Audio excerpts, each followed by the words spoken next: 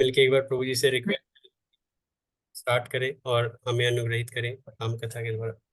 Hare Krishna Prabhu ji, over to you. हरे कृष्ण।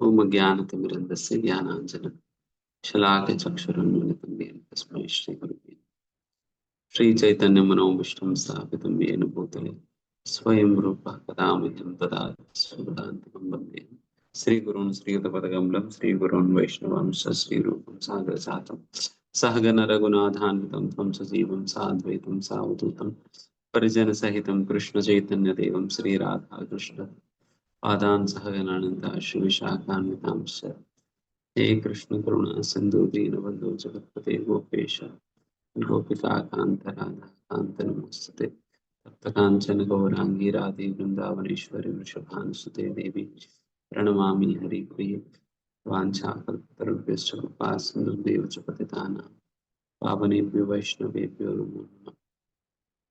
जय श्री कृष्ण चैतन्य प्रभु नित्यानंद श्री अद्वैत गदाधर श्रीवासादि गौर भक्तवृंद हरे कृष्ण कृष्ण कृष्ण हरे हरे हरे राम राम राम हरे हरे। नमो विष्णुपादाय कृष्ण पृष्ठाय श्रीमते भक्तिवेदांत स्वामी नामने नमस्ते सरस्वती देवे गौरवाणी क्षारणे निर्विशेष शून्यवाद।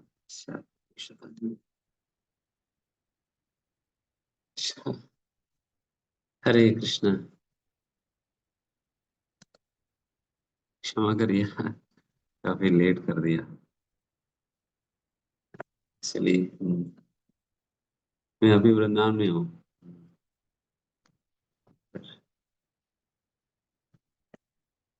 तो शाम को ही गुरु महाराज ने बुलाया कुछ मिलने, तो फिर वहां चले गया, तो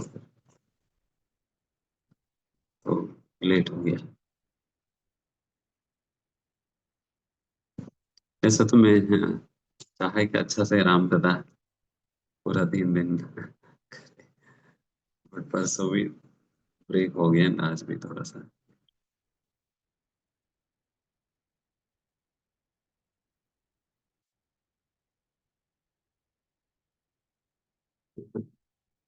ठीक है, जितना भी समय बचा है।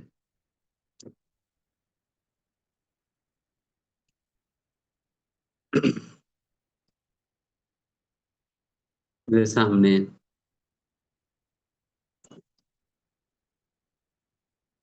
इसके अंदर बताया किस प्रकार से ये रामायण ग्रंथ बाल कांड ये शुरू होता है नारद मुनि और वाल्मीकि ऋषि की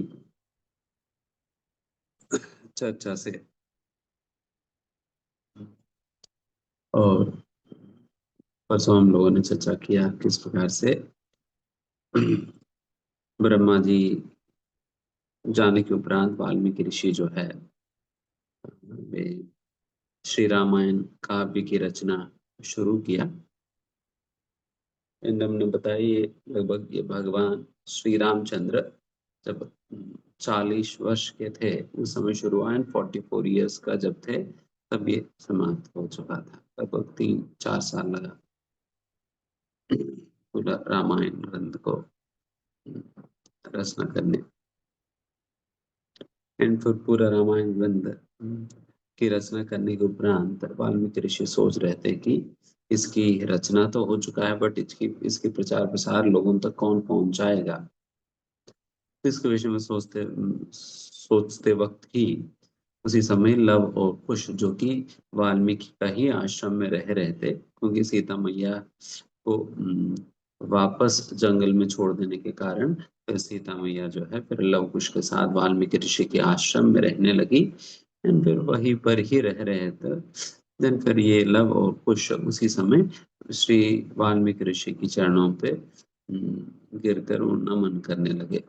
देन फिर वाल्मीकि ऋषि का नजर उनके ऊपर पड़ी। देन फिर उन्होंने सोचा कि यही दो लोग जो कि हर प्रकार के शास्त्र में निपुण हैं और हर प्रकार की सद्गुण उनके अंदर है, एंड फिर गाने में भी निपुण है।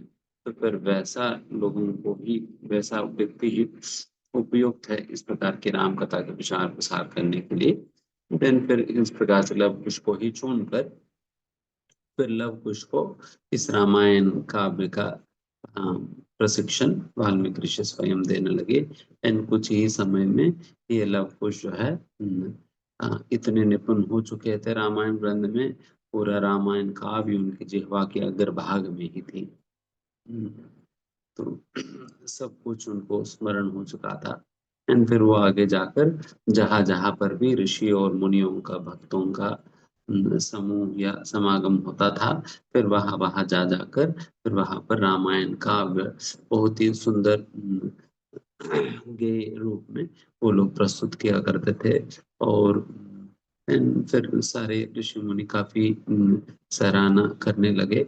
एंड फिर एक स्थान पर जहाँ पर ये ऋषियों के समागम हो रहा था, एंड फिर वहीं पर जाकर लव कुश जो है रामायण काव्य सुनाते हैं, और इतना मधुर ढंग से वो सुनाते हैं। एंड फिर वे लोग भी इतने ध्यान पूर्वक और इतने भक्ति के साथ सुनते हैं कि वे सभी रोने लग जाते हैं इनकी मधुर गीत सुनकर। देन फिर अंत में जब ये लोग बहुत प्रसन्न हुए हैं लव और कुश की इस रामायण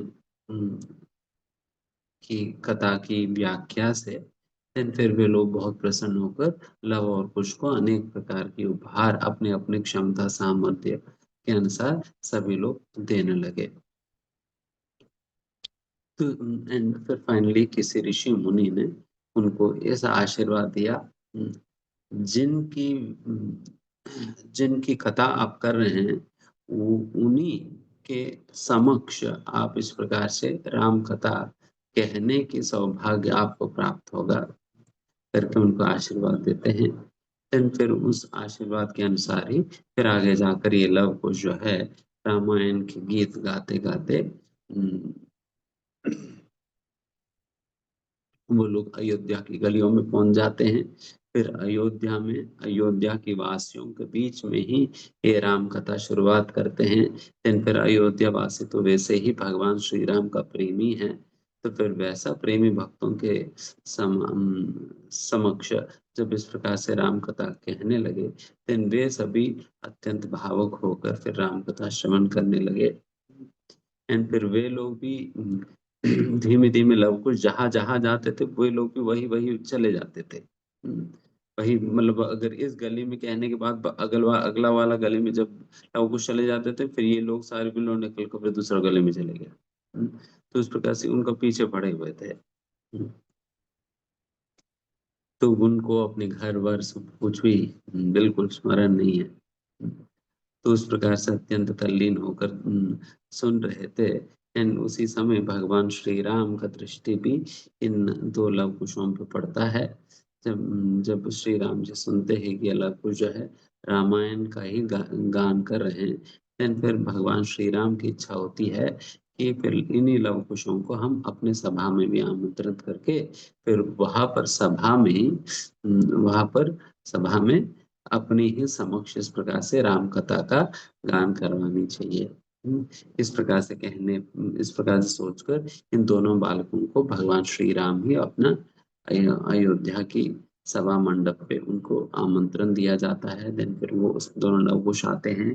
फिर भगवान श्री राम सभी अपने राजमहल की निवासियों को, अपनी भ्राताओं को, स्त्रियों को, माताओं को, सभी लोगों को इस प्रकार से आमंत्रण दिया जाता है। मंत्रियों को, सभी लोगों को आमंत्रण दिया जाता है। सभी लोग आकर सभा मंडप में बैठकर इस प्रकार से रामायण कथा के आनंद लेने का आमंत्रण जब सभी को मिलता है, सभी पहुंच जाते हैं।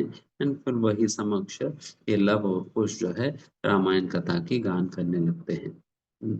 जब रामायण कथा कर रहे थे एंड उस समय करना आरंभ किया, तब भगवान श्री राम जो है अपनी सिंहासन पे बैठे हुए थे। बट जैसा राम कथा वो आगे बढ़ते गई, फिर भगवान श्री राम उस कथा में ऐसा तल्लीन हो चुके थे, उनको आसपास में क्या चल रहा है क्या नहीं चल रहा है उसका कोई होश ही नहीं था। तो तो जिस प्रकार से अगर कोई जब बहुत ध्यान पूर्वक कुछ सुनते हैं, देन फिर वो आगे झुक कर सुनते हैं, है ना। हम्म, आगे झुक कर लीन होकर सुनते हैं। तो उस प्रकार से भगवान तो साधारण ध्यान नहीं है भगवान का। भगवान तो इतने ही मग्न हो चुके थे, वो केवल आगे झुके नहीं, आगे मतलब आगे गिर भी गया है, या जो भी कहना है कह सकते हैं, बिल्कुल नीचे आने लगे, उनके समक्ष ही जाने लगे धीमे धीमे। भगवान को पता नहीं चल रहा है कि वो चल रहे करके। हम्म, भगवान को पता नहीं चल रहा वो चल रहे करके। जैसा होता है ना, कभी कभी कोई कोई नींद में ही उठकर खड़े होकर चलने लगते हैं। वो तो ऐसा लोगों को बहुत डर लगता है। ये तो पता नहीं नींद में कुछ भी कर लेंगे। तो बट उस प्रकार का नहीं है। भगवान राम जो है वो ना पूरा तल्लीन है राम कथा में। तो उस तल्लीनता के साथ then फिर भगवान राम जो है फिर धीमे धीमे अपने सिंहासन से नीचे उतर के, धीमे धीमे एक एक सीढ़ी से नीचे उतरते उतरते सभी लोगों के साथ जमीन पे ही भगवान श्री राम भी बैठकर बिल्कुल बिल्कुल फ्रंट रो पे आ गए। पहले बैक बेंचर थे। पहले बैक बेंचर थे, अभी बिल्कुल फ्रंट रो में आकर बिल्कुल टीचर के सामने बैठ गए। हम्म, बिल्कुल बैठकर सुन रहे हैं भगवान राम। तो बगल वालों को भी पता नहीं चला कि राम आकर उनके बीच में बैठ गया। तो वो अपना मस्त होकर वो लोग सुन रहे थे, फिर भगवान राम उनके बीच में आकर फिर भगवान राम भी सुनने लगे। एंड फिर अभी ये जो लव कुश जो है रामायण कथा की आरंभ किया। एंड फिर हमने ये भी बताया जिस प्रकार से भागवतम की वक्ता जो है सुखदेव गोस्वामी और श्रोता परीक्षित महाराज है, तो उसी प्रकार से रामायण के अंतर्गत वक्ता लवकुश है एंड श्रोता स्वयं भगवान श्री राम ही श्रोता बनकर रामायण ग्रंथ पूरा सुने हैं। हम्म, तो यहाँ पर सोच सकते हैं कि भगवान राम की कथा राम को ही आकर्षित करती है। राम को भी अत्यंत आकर्षित करता है। मतलब कितना अद्भुत है ये कथा, आप देखिएगा। जैसा हमने शुरुआत में बताया भी था कि जितना हम भगवान राम से प्रेम करेंगे, उतने ही उस कथा में हमें रस और स्वाद हमें प्राप्त होगा। हम्म, जितना प्रेम, जितना आकर्षण, जितना आसक्ति भगवान राम से होगा, फिर उतना ही हम भगवान से प्रेम कर पाएंगे। कई बार बिकॉज हम वैसा तो इस्कॉन में ये आप ज्यादातर भगवान श्री कृष्ण और राधा रानी के विषय में सुनते हैं, और उन्हीं का ही विग्रह आप इस्कॉन के मंदिरों में अक्सर पाते हैं। एंड भगवान श्री राम का तो कम ही मिलता है। जैसा जैसा मतलब यहाँ पर एनसीआर जमीन दिल्ली में है, बाकी सारा अन्य मंदिरों में तो नहीं है। हम्म, तो उस प्रकार से बट फिर भी चैतन्य महाप्रभु की लीला में भी कई ऐसे राम भक्त थे जिनको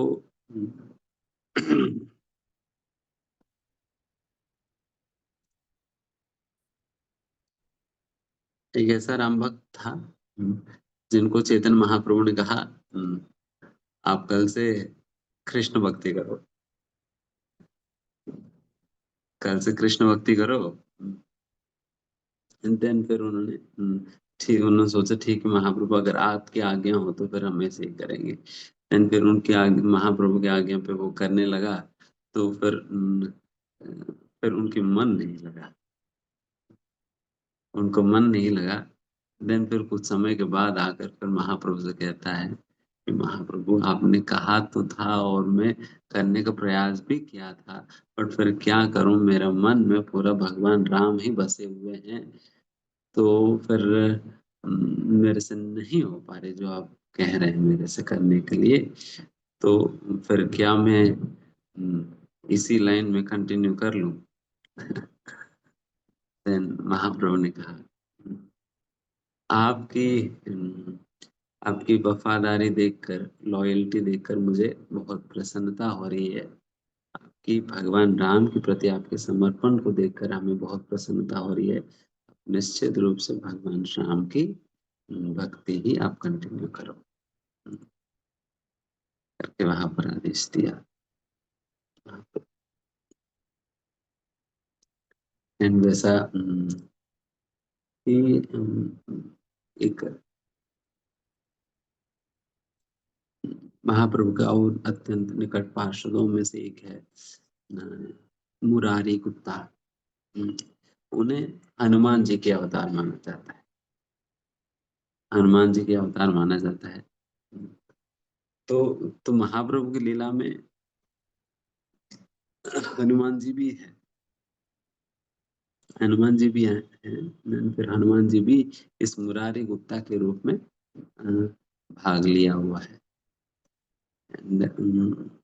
वैसे ही एक और संदर्भ भी आता है चैतन्य लीला में, रामायण या राम कथा के संबंध में। वो जब श्री चैतन्य महाप्रभु दक्षिण भारत यात्रा करते करते जब मथुरई मदुरई मदुरई आप लोगों ने सुना होगा, मदुरई पहुंच गए थे। मदुरई कौन है? मदुरई में मधुरा मीनाक्षी, मीनाक्षी देवी है। जैसा हम जब गए थे, हम तिरुपति के बाद हम कांचीपुरम गए थे, अभी अभी जस्ट। कांचीपुरम में कामाक्षी देवी है, कांची कंची कामाक्षी, एंड मदुरई में मधुरा मीनाक्षी। कंची में कंची कामाक्षी। तो वैसा मदुरई में मीनाक्षी देवी है।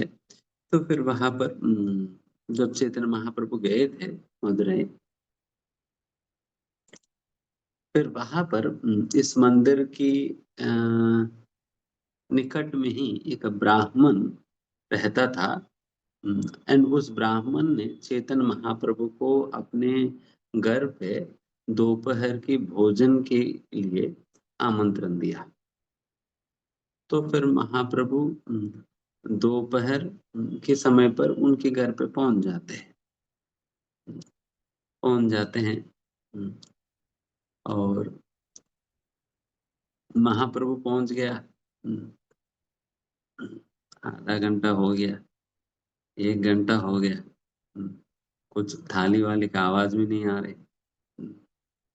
कुछ प्रसाद वसाद बन रही है नहीं बन रही, बना हुआ नहीं बना हुआ, कुछ नहीं पता।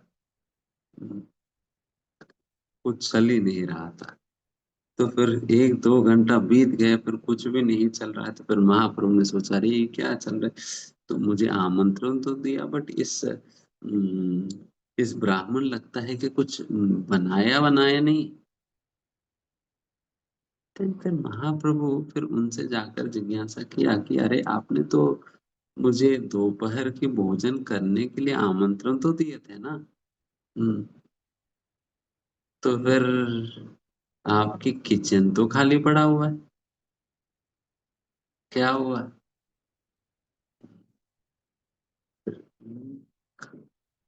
देन उस ब्राह्मण ने कहा, "हम्म, हाँ महाराज जी, मतलब अभी अभी लक्ष्मण जी जो है वो जंगल गए थे सब्जी वब्जी लाने।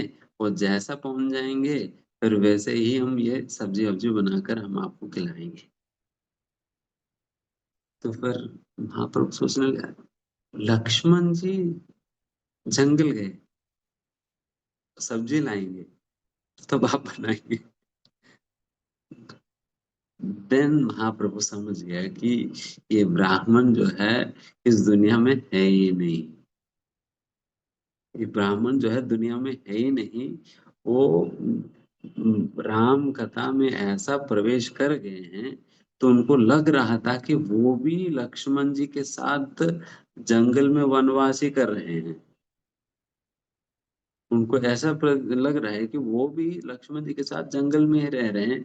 तो उन बिकॉज वहां पर तो भगवान सीताराम के लिए तो फिर हर दिन लक्ष्मण जो है जंगल में जाकर ले आते थे ना, हम्म, फल वल सब कुछ इकट्ठा करके लाते थे, फिर उसके बाद सीता मैया बना करके लाती थी भगवान राम को। तो उसी प्रकार से सोच रहे देन, मतलब उसी लीला में ही ये बिल्कुल प्रवेश कर गया। देन उनको लग रहा था कि मैं भी जंगल में हूँ, अभी लक्ष्मण जी लाएंगे तो हम सीता मैया के साथ मिलकर बनाएंगे और भगवान राम को खिलाएंगे। तो फिर ये कब होने वाला, लक्ष्मण जी सही में कब आएंगे? तो फिर महाप्रभु समझ गए। देन फिर उनके साथ फिर बात करते करते फिर फिर एक समय पर ये ब्राह्मण कहने लगा, हम्म, फिर ये खूब रोने लगा, दुखी होने लगा। देन फिर महाप्रभु ने पूछा कि अरे ये क्या हो गया, आप इतना दुखी क्यों हो, क्या हो गया? देन फिर इस ब्राह्मण ने कहा, देखिए महाप्रभु, हम्म, मेरी माता सीता मैया को इस रावण के अंदर क्या हिम्मत है कि उसने मेरी सीता मैया को उन्होंने स्पर्श किया है। हम्म, तो इसलिए मैं इतना दुखी हूं करके। देन फिर वो बेचारे वो बहुत दुखी होकर रोने लगा, क्योंकि महाप्रभु को उन्होंने थोड़ा सा होश में आने के बाद उन्होंने प्रसाद विसाद बनाकर उनको महाप्रभु को खिला दिया। फिर महाप्रभु ने कहा कि ठीक है मैं खा लिया, आप भी खा लो। जब खाने के लिए कहा तो दिन फिर उन्होंने मना कर दिया, नहीं महाप्रभु मैं नहीं खा सकता हूँ। क्यों नहीं खा सकते? क्योंकि सीता मैया को रावण ने स्पर्श किया है, इसलिए उस दुख के मारे में नहीं खा पाऊंगा करके उन्होंने मना कर दिया। देन फिर महाप्रभु समझाने लगे, अरे ऐसा नहीं, मतलब ऐसा नहीं कि सीता मैया को रावण जैसा कोई भी कर्मी व्यक्ति, कोई भी भौतिक व्यक्ति कभी भी स्पर्श नहीं कर सकता।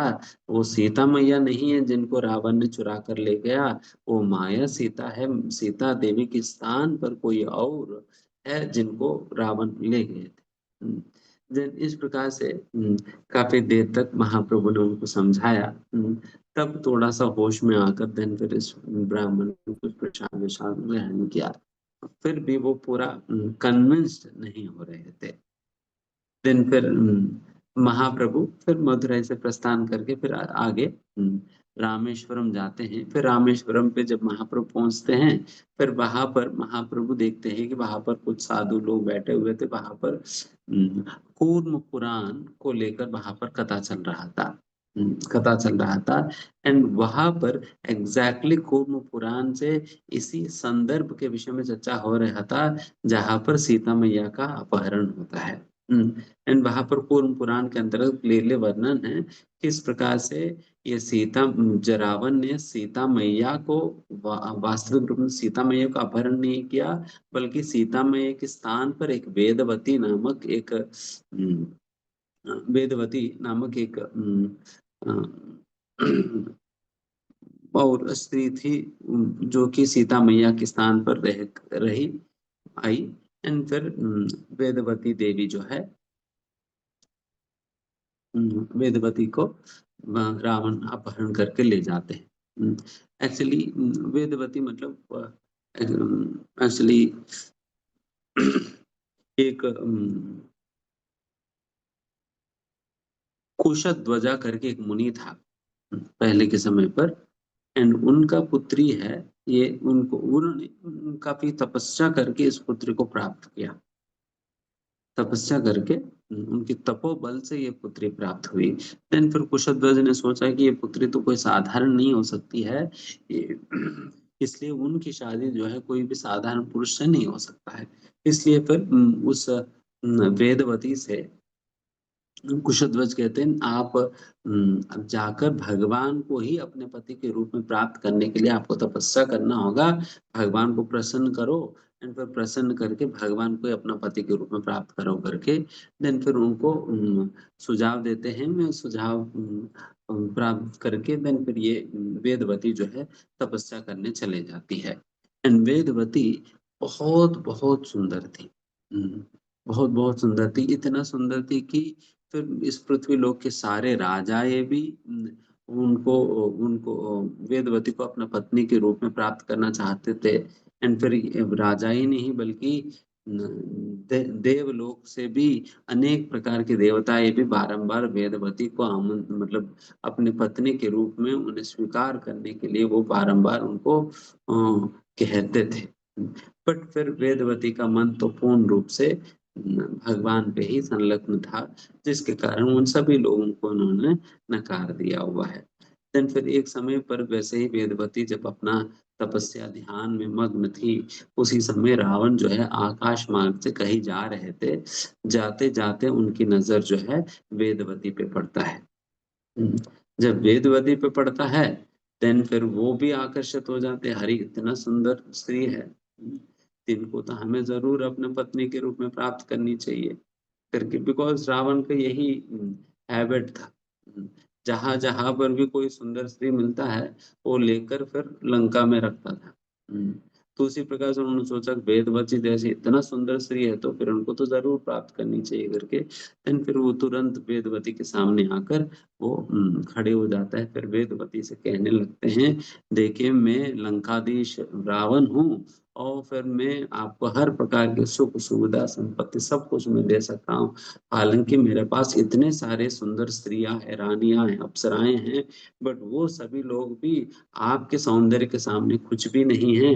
तो आप जैसा सौंदर्यवती तो मेरे ही पत्नी होने लायक है, तो इसलिए आप मुझे अपने पति के रूप में स्वीकार करते हुए आप मेरी पत्नी बन जाओ करके, फिर उनको अनेक प्रकार से उनको प्रलोभन देने का प्रयास करते हैं। ये सभी कहते हैं कि देखिए, अगर आप मुझे अपने पति के रूप में स्वीकार करोगे, देन इतने सारे रानियां होने के बावजूद भी मैं आपको ही अपना पटरानी बनाऊंगा, तो आप मुझे स्वीकार करो करके बहुत उनको प्रलोभन देने लगा। बट फिर भी वेदवती बहुत ही मर्यादा पूर्वक उनको नकार नकार दिया। उनको बताया कि देखिए, मेरी मन तो पूरा भगवान पे ही संलग्न है, मैं भगवान के सिवा और किसी को मैं अपना पति के रूप में मैं सोच भी नहीं सकती हूँ, तो इसलिए आप मुझे छोड़ दो, मुझे क्षमा कर दो करके, देन फिर वेदवती उन्हें मना कर देती है। बट फिर भी रावण अपना जिद नहीं छोड़ते हैं, और फिर जबरदस्ती वेदवती को अपना पत्नी बनाने का प्रयास करने लगता है।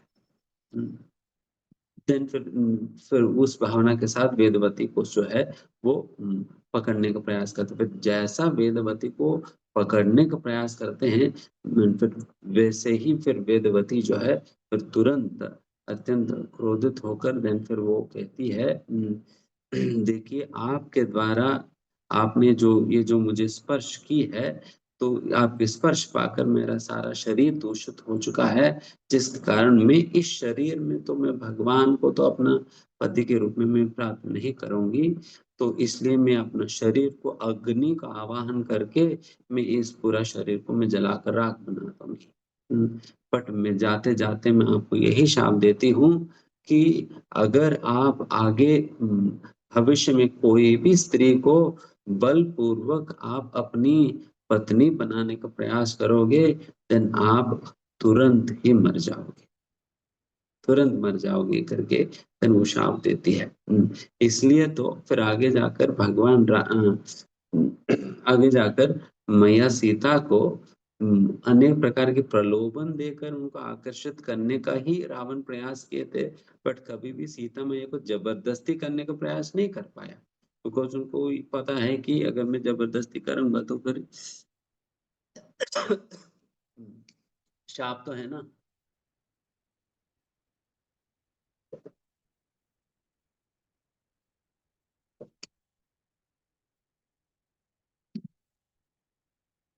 उस शाप के कारण तो मैं वो मर जाएंगे, इसलिए कभी जबरदस्ती नहीं किया। तो फिर वैसा वेदवती जो है वो अपना वो फिर अग्निदेव आकर फिर वेदवती को अपने लोक ले जाते हैं। एंड फिर जिस अग्निदेव ने वेदवती को अपना लोक ले गया, वही अग्निदेव जो है अग्निदेव जो है ये सीता मैया का अपहरण होने के पूर्व ही वो अग्निदेव के पास सीता मैया चले जाती है। फिर अग्निदेव के पास जो वेदवती है, वही सीता बनकर आश्रम में रहने लगती है। जब रावण आकर फिर वेदवती सीता मैया के स्थान पर वेदवती को अपहरण करके ले जाते हैं। अपन करके ले जाते हैं। तो उस प्रकार से वो वेदवती थी। एंड इसलिए ही वेदवती वेदवती ने सीता मैया को बचाने के लिए भी रावण की चंगुल में जाती है। एंड फिर रावण की अशोक वाटिका में रहकर अनेक पीड़ाएं अनुभव करती है वेदवती सीता मैया के स्थान पर। इतना बड़ा त्याग वेदवती ने सीता मैया के लिए करने के कारण ही जब अशोक वाटिका से सीता मैया को लेकर आया जाता है ना, आने के बाद फिर तब क्या करते हैं भगवान राम सीता मैया को अग्नि परीक्षा में जाने के लिए कहते हैं। तब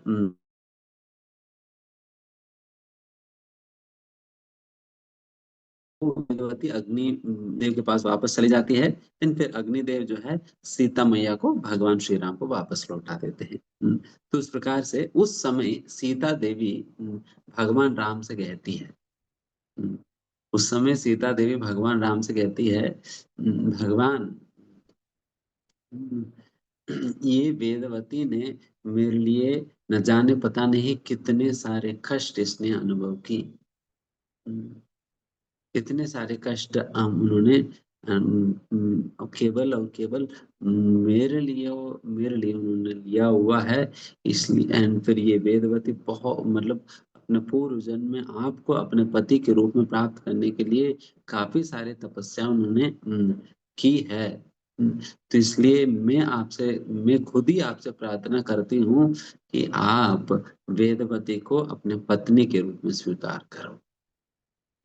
सीता मैया खुद भगवान राम से पूछती है। सीता मैया खुद पूछ रही है कि आप वेदवती को अपने पत्नी के रूप में स्वीकार करो।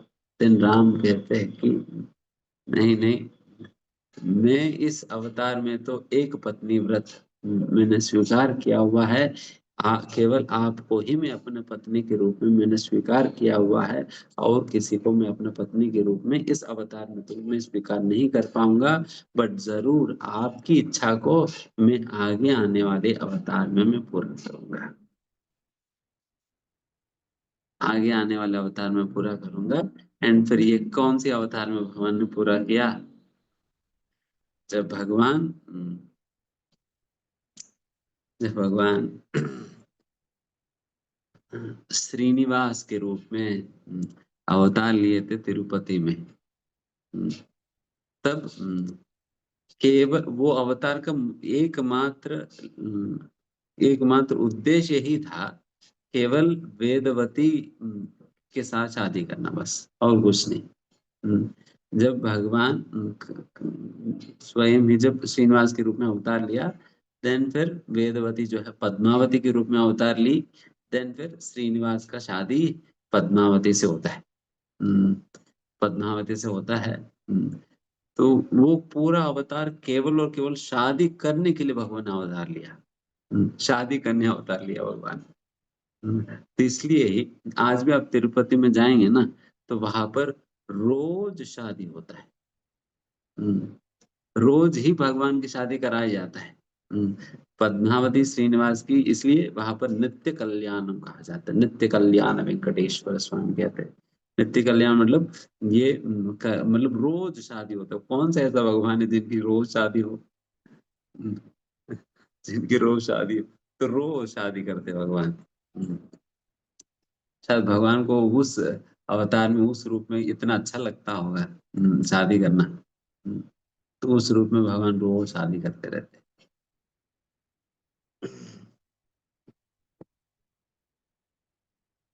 तो हाँ, उस रूप में। देन फिर ये कथा जब ये कौन सी पुराण में है? कूर्म पुराण में आया था। जब ये कथा जब चैतन्य महाप्रभु ने सुना, देन प्रभु ने सोचा कि ठीक है, मतलब हम कूर्म पुराण को ले जाकर उस ब्राह्मण को दिखाते हैं। देन फिर महाप्रभु वो कूर्म पुराण को पूरा उन ब्राह्मणों से प्राप्त किया। और प्राप्त करके वापस रामेश्वरम से कहा गए थे, मदुरई गए थे। हम्म, वापस मदुरई गए थे। मदुरई में जाकर पुनः उस ब्राह्मण से मिला। हम्म, पुनः ब्राह्मण से मिला और ब्राह्मण से मिलकर फिर उनको दिखाया, देखो मैंने आपको समझाया था ना, उसका यही प्रमाण है। कूर्म पुराण में ये सारे बातें लिखा हुआ है। देखो यहाँ पर ये जो वेदवती है सीता माई को नहीं ले गया करके जब भगवान चैतन्य महाप्रभु ने दिखाए, तब जाकर ये ब्राह्मण जो है शांत हुआ, शांत हुआ। तो उस प्रकार से मतलब आप सोच रहे हैं कि ब्राह्मण कितना एब्जॉर्ब्ड है राम कथा में, राम कथा में कितना एब्जॉर्ब्ड है। इसलिए सही में अगर श्रवण करना है तो उस प्रकार से श्रवण करनी चाहिए। हम्म, उस प्रकार श्रवण करनी चाहिए जब हम पूर्ण रूप से उस लीला में या उस वृत्तांत में हम तल्लीन हो, wherein we also experience being part of that pastime. We literally can experience being part of that pastime, उस लीला के एक हिस्सा बनने का अद्भुत सौभाग्य जो है इस प्रकार से प्राप्त होता है। एंड फिर हमें मतलब उस प्रकार के अनुभव होने लगेगा जब कोई इतना ध्यान से सुनेगा तो। इसलिए श्रवण में बहुत बहुत महिमा है। एंड ये ये श्रवण करना इतना महत्वपूर्ण है कि पहले के समय पर राजाए लिटरली अपने सभाओं में सभाओं में वो कथाकारों का आमंत्रण देते थे। कथाकारों का आमंत्रण देकर वो अपने सभा में कथा करवाते थे। ऐसा नहीं कि रोज ही वो पॉलिटिकल मीटिंग ही होता था, ऐसा नहीं है। ऐसा नहीं कि रोज पॉलिटिकल डिस्कशन ही होते हैं, नहीं। रादर वो पॉलिटिकल डिस्कशंस के बीच में भी वो कथाएं चलती थी, कथाएं करवाते थे। यहाँ तक भी भगवान श्री कृष्ण स्वयं, कृष्ण स्वयं भी जब द्वारका में राज करते थे, देन द्वारका में जब राज करते थे भगवान श्री कृष्ण के समक्ष कृष्ण कथा चलता था। एंड कृष्ण कथा ही नहीं, कृष्ण के सामने नाटिकाएं प्रस्तुत किया जाता था, जिसमें भगवान कृष्ण खुद ही अपने बचपन में किस किस प्रकार से माखन चोरी किया, ये किया वो किया, वो सारा कृष्ण के समक्ष ही वो कोई नाटक करके वो दिखाते थे। तो उस प्रकार से कृष्ण खुद भी अपनी लीलाओं को देखने में सुनने में आनंद लेते थे। एंड यहाँ पर आप राम जी का सुन ही रहे हैं किस प्रकार से राम जी जो है खुद लव कुश को बुलाकर कथा करवा रहे हैं, कथा करवा। तो उस प्रकार से होता था, तो वैसा बहुत सुंदर प्रकार से। अच्छा एक मिनट। तो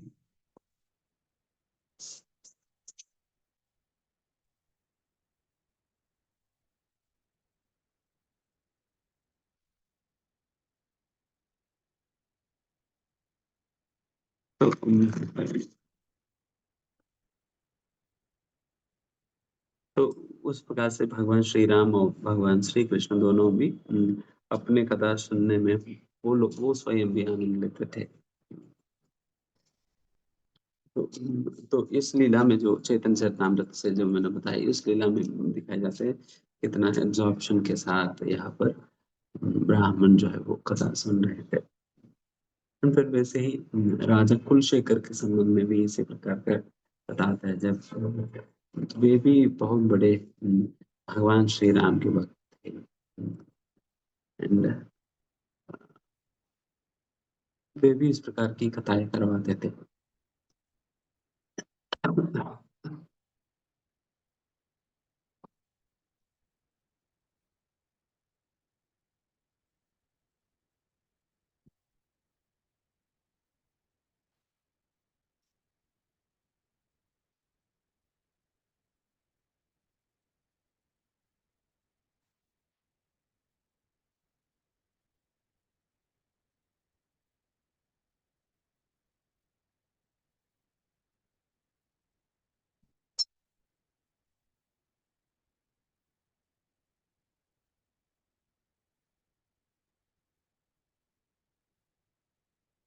तो वह इनके विषय में बताते, राजा कुलशेखर के विषय में। राजा कुलशेखर भी इसी प्रकार का कथाएं करवाते थे, एंड वो भी इतने ही एब्जॉर्प्शन के साथ सुनते थे। इतने एब्जॉर्प्शन के साथ सुनते थे एक बार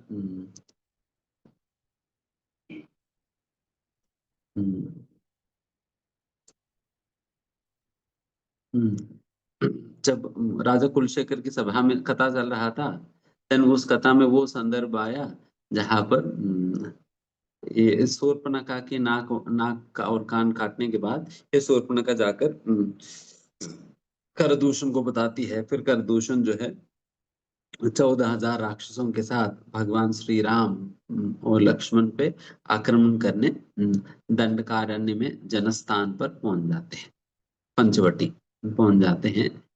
हम्म, जब पहुंच गया हम्म, तब कौन कौन थे? केवल भगवान राम, लक्ष्मण और सीता, तीनों ही थे ना। फिर भगवान राम ने कहा लक्ष्मण और सीता को, लक्ष्मण जी से कहा, लक्ष्मण आप सीता को आप गुफा में ले जाओ, गुफा में ले जाकर उनके संरक्षण करो, और मैं अकेला इन 14,000 राक्षसों के साथ में लड़ूंगा। तो इस प्रकार से कहकर भगवान श्री राम ये राक्षसों के लिए वेट कर रहे थे। एंड फिर अब ये राक्षस पहुंचने वाले। देन फिर ये बात जब राजा कुलशेखर ने सुना, हम्म, वो तुरंत अपने सिंहासन से उठ गया। सिंहासन से उठ के फिर तुरंत चिल्लाने लगे, सेनापति, हम्म, हम अपने पूरा सेना के इकट्ठा करो, वहां पर भगवान श्री राम अकेले हैं और उनको इस अभी 14,000 राक्षसों के साथ युद्ध करना है। हम लोग जाकर भगवान श्री राम को साथ देंगे, उनके साथ मिलकर देन फिर 14,000 राक्षसों के साथ हम युद्ध करेंगे। देन फिर अभी चलेंगे करके देन फिर तुरंत कहकर देन फिर ये राजा जो है अपने सिंहासन से उतर के भागने लगे। जब राजा भाग रहे थे देन फिर सारा मंत्रियों ने सोचा, अरे ये क्या भाग रहे हैं? देन फिर वो लोग भी भागने लगे। देन फिर वो भाग रहे तो पीछे सारा सैनिक भी भागने लगे। देन फिर सारा का सारा सेना, मंत्री एंड फिर सेनापति और आगे आगे राजा जा रहे थे। एंड फिर राजा जाते जाते जाते देन फिर वो जंगल में चले गया। फिर जंगल में जाकर देन फिर पता नहीं, बिल्कुल वो बिल्कुल ऐसे ही जा रहे थे। ऐसे जा रहे थे। देन फिर भक्तों को पता नहीं चला अभी करे क्या, ये राजे कहाँ तक चले जाएंगे, पूरा सेना को ले जाकर कहाँ तक ले जा पाएंगे? क्योंकि सेना को ले जाना है तो पूरा व्यवस्था की जरूरत पड़ता है ना, खान पान की इत्यादि चीजों की व्यवस्था करके देन फिर ले जाना होता है। तो नहीं तो फिर ऐसे ही जाएंगे तो फिर क्या होगा? देन फिर जब इस प्रकार से जाने लगे देन फिर सभी लोगों को समझ नहीं आ रहा था अभी करे क्या। राजा तो फिर वो रुकेंगे नहीं। अगर रुकने के लिए कहने की किसी के अंदर हिम्मत नहीं हो रहा था, क्योंकि अगर रुकने के लिए क्या है तो फिर उनको ही मार दे तो फिर क्या करेंगे। देन फिर कुछ समझ नहीं आ रहा था। देन फिर मंत्रियों ने युक्ति बनाई कि हम ऐसा करते हैं, जो कथावाचक कथा कर रहा था उनको आगे की संदर्भ सुनाने के लिए कहते हैं। अभी अभी कथा कहाँ पर रुक गई? कथा वहां रुक गई कि जहां पर ये सारे 14,000 राक्षस जो है आकर फिर भगवान श्री राम के भगवान श्री राम को मारने आ रहे करके। अभी कथा का आगे बढ़ा देंगे तो फिर क्या होगा? देन फिर भगवान राम किस प्रकार से इन 14,000 राक्षसों को मारकर खत्म कर दिया। देन जब कथा को आगे बढ़ाकर ये वाली संदर्भ सुनाया गया था कि किस प्रकार से भगवान श्री राम अकेले ही इन 14,000 राक्षसों को मार दिया और खरदूषण को किस प्रकार से खत्म कर दिया करके जब वर्णन किया, तब जाकर ये राजा शांत हुआ। देन फिर सेनापति जाकर फिर राजा से कहा कि राजा, मतलब अभी अभी तो भगवान राम ने सभी लोगों को मार दिया अकेला ही, हमारा जरूरत तो नहीं है भगवान राम को, तो फिर हम वापस चलते हैं। हम वापस चलते। देन फिर वो राजा जो है फिर वापस चला। वापस आया। मतलब आप सोच सकते हो कि कितना, मतलब कितने एब्जॉर्ब है, कितने इन्वॉल्व है कथा में। कथा में कितने इन्वॉल्व है। ये होता है सही में अगर कोई ध्यान पूर्वक कथा श्रवण करता है तो। हम्म, तो वैसा श्रवण करनी चाहिए। हम्म, नहीं तो क्या है? वो लोग कथा सुनकर भगवान श्री राम की लीला में प्रवेश कर रहे हैं। हम्म, और हम लोग कथा में बैठकर अपनी अपनी लीला में घुसे रहते हैं। वही वही चिंतन चलता रहता है। अरे मतलब कथा चल रहे हैं, फिर बीच बीच में सोचते रहते हैं, अरे नहीं यार वो भी तो काम करना है, अरे मैसेज डालना भूल गया था। हम्म, इनको कॉल करना है, अभी जैसे खत्म खत्म हो जाएगी ना, फिर तुरंत कॉल लगाता हूँ। तो उस प्रकार से चलता ही रहता है। तो हम तो अपनी लीला में क्या करें। ठीक है। तो हम हम्म, लव कुश से हम रावण के पास चले गए। अभी खरदूषण को भी मार दिया, और रावण रावण को भी मारकर हम अग्नि प्रवेश वगैरह कराने की बात कर रहे थे कि अभी वापस लव कुश पे आ जाता कैमरा लेके। तभी वापस कैमरा घुमाएंगे, देन फिर हम लव कुश के पास आ जाएंगे। अभी लव कुश कहाँ पर है? अयोध्या में। और क्या कर रहे थे? भगवान श्री राम के सामने कथा कर रहे थे। बिकॉज अभी ज्यादा समय बचा भी नहीं है। केवल मैं इतना ही बताता हूँ कि ये लव कुश कथा शुरू शुरू शुरू इस प्रकार से किए थे। दशरथ महाराज के समय पर अयोध्या नगरी की वर्णन, और उस समय प्रजा और उस राज्य का समृद्धि की वर्णन वगैरह करने लगे। वैसा तो कहा जाता है जैसा अयोध्या है। अयोध्या मतलब जिनके खिलाफ आप युद्ध नहीं कर सकते हो, तो उनको अयोध्या कहा जाता है। तो उस प्रकार से वहां पर उसकी वर्णन वहां पर ये लव कुश जो है वो शुरू किए थे। फिर उस प्रकार से वो रामायण की शुरुआत वहां पर किया। देन फिर आगे हम अगले सत्र जैसा भी होगा देखते हैं। देन फिर उसमें हम किस प्रकार से वर्णन किया, क्या समृद्धि था, तो उसके विषय में हम आगे जाकर चर्चा करेंगे। तो आज यहाँ पर मैं समाप्त कर देता हूँ। धन्यवाद। हरे कृष्ण। हरे कृष्णा प्रभु जी, दंडवत प्रणाम। हाँ, बहुत बहुत धन्यवाद प्रभु जी, आज अपने इतने व्यस्त शेड्यूल में से आपने हम सबके लिए समय निकाला। तो आइए हम सब मिलकर एक बार हरे कृष्ण महामंत्र के साथ प्रभु जी का धन्यवाद करेंगे। हरे कृष्णा कृष्णा कृष्णा हरे हरे, हरे राम राम राम हरे हरे। आप सभी भक्तों का भी बहुत बहुत धन्यवाद। उस पे आपने आज अ, बहुत ही ध्यानपूर्वक श्रवण किया, प्लस काफी वेट भी करना पड़ा।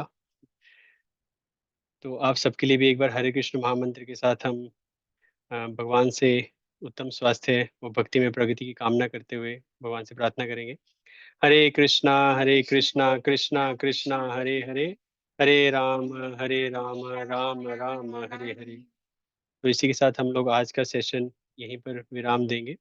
वांछा कल्पतरुभ्यश्च कृपा सिंधु ये बचा पतिता नाम पावनेभ्यो वैष्णवेभ्यो नमो नमः। अनंत कोटि वैष्णव वृंद की जय। जगत श्रील प्रभुपाद की जय। निताई गौर प्रेमानंदे। हरि हरि बोल। हरे कृष्ण।